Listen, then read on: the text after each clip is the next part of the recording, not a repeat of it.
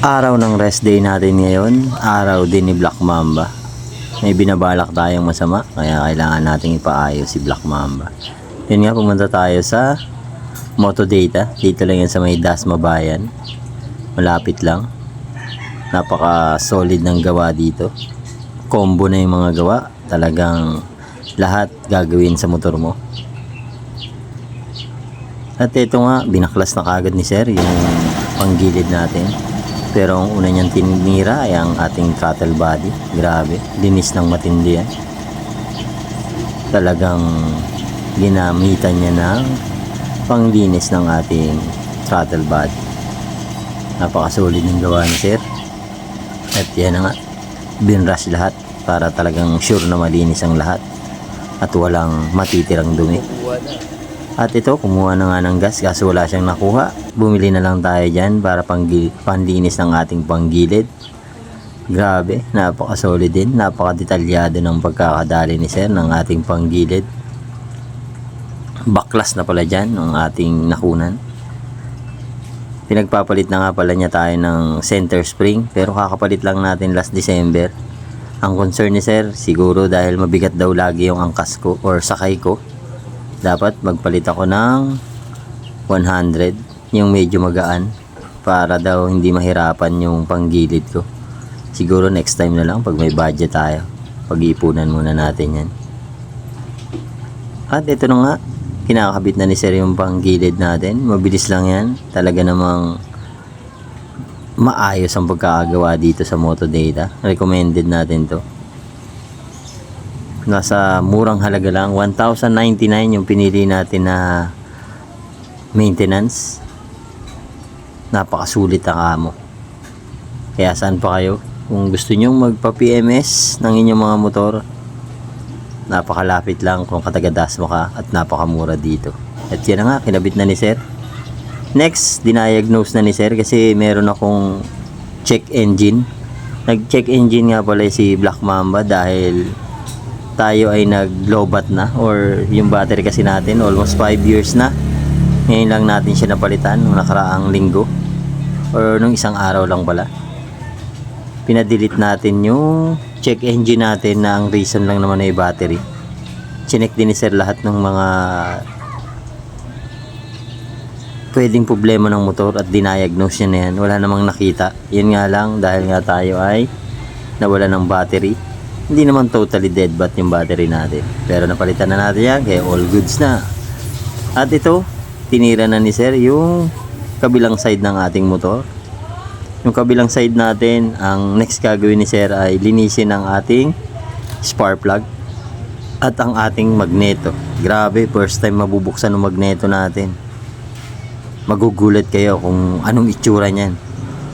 Kahit si Sir nagulat. Sabi ko, hindi na ako umimik kung nabubuksan ba yan. Kasi first time lang yata yan. Magpa 5 years na si Black Mamba. At ito na nga, unti-unti nang kinakalas ni Sir yung kabilang side ng ating motor.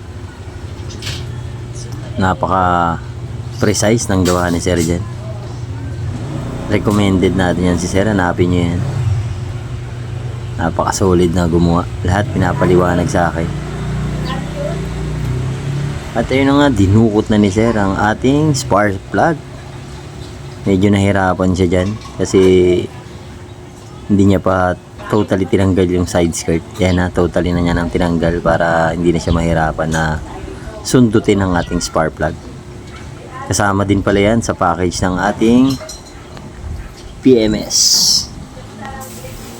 At ayun na nga, inikot-ikot na ni Boss para mailabas ang ating spark plug.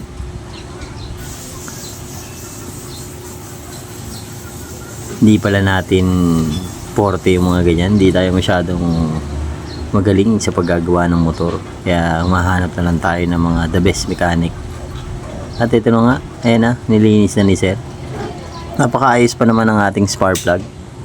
Sa pagpa 5 years ni Black Mamba, parang pangalawang beses pa lang tayo.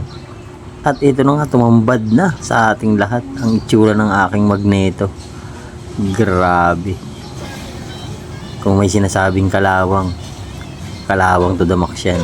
Ito, tingnan nyo na yung finished product niya ni Sir. Inano niya nga lang pala yan, pinadaanan ng liha.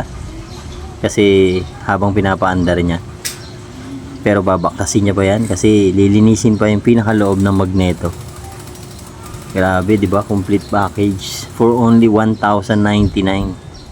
Kasama na lahat yan. At ito, tumambad na ang ating magneto. Grabe din ang itsura niya. Parang wala na sa ayos. Pero hindi naman tayo nakakaramdam ng nakaiba sa motor natin. All goods pa rin ang takbuhan.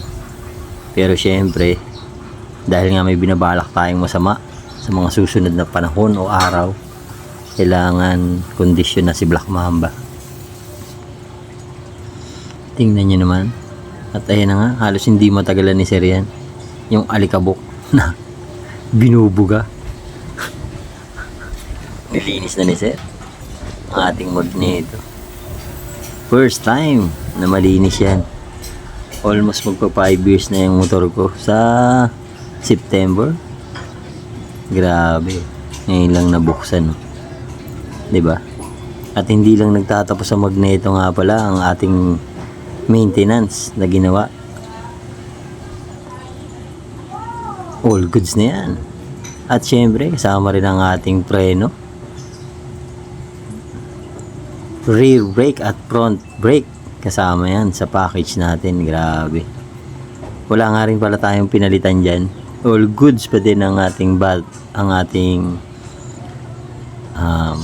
brake pad. Yung unahan lang natin ang may concern si Sir. Medyo palitin na. Next month daw, sana mapalitan ko na kasi medyo manipis na. At pinatira ko nga din pala yung busina ko kasi wala na. All goods din. Nadali din yan ni Sir. Side trip na lang yan sa gawa niya. Pinakiusap lang natin.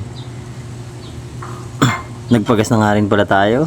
At yan na nga, dyan na nagtatapos ang ating Black Mamba PMS series. All goods talaga. Recommended natin yan. Moto Data. Must visit. All goods ang lahat ng mechanic. Lahat magagaling. Lahat maayos.